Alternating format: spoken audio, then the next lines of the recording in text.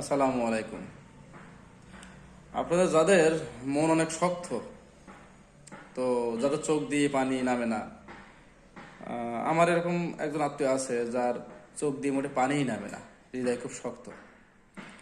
তো এক্ষেত্রে নবী সাল্লাল্লাহু আলাইহি ওয়াসাল্লাম বলেছেন যে তোমার মনটা যদি নরম করতে চাও, তোমার মন যদি খুব শক্ত হয়ে থাকে, তাহলে তুমি এতিমের রক্ষণাবেক্ষণ শুরু করে দাও, এতিমের মাথায় হাত বুলাও, তুমি এতিমকে খানা খাওয়াও, দেখবা তোমার মনটা নরম হয়ে যাবে, তোমার চোখ দিয়ে পানি আসবে।